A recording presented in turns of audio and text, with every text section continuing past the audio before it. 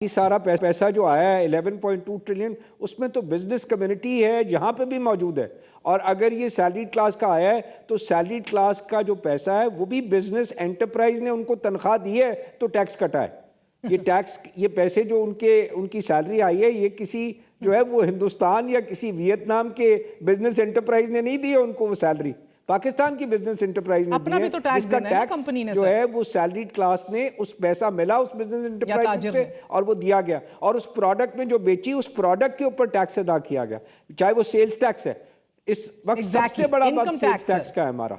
इसके जो tax collection है, वो टैक्स कलेक्शन जो है वो जो सारी की सारी है वो बिजनेस कम्युनिटी कलेक्ट करके दे रही है। 95% टैक्स जो है वो बिजनेस कम्युनिटी कलेक्ट करके दे रही है। 11.7 में से सिर्फ 5% FBR खुद कलेक्ट कर रहा है। मैं ये आपके नंबर आज आपको दोबारा दे रहा हूं, और जब मर्जी क्या है आप लाशद लंगड़ियाल साहब को मेरे सामने बिठा दें कि 95% में कह रहा हूं विद होल्डिंग टैक्सेस हैं, 5% सिर्फ FBR कलेक्ट कर रहा है। और अब वो कह रहे हैं कि हमें एम्पावर कर दो कि हम जहां जाएं हम जिसको मर्जी गिरफ्तार कर लें और हम टैक्स देंगे। बात पॉलिसी की है, ये गिरफ्तारी से नहीं होगी। तो आज हम भी कह रहे हैं कि अगर वाकई को टैक्स चोरी कर रहा है तो पाकिस्तान की उस शहर में बिजनेस कम्युनिटी का एक इलेक्टेड रिप्रेजेंटेटिव बैठा है जो कि प्रेसिडेंट है उस चैम्बर का, एसोसिएशन का प्रेसिडेंट बैठा है। आप उससे केस डिस्कस करें, अगर कोई चोरी है हम साथ खड़े होकर उसके ऊपर टैक्स पे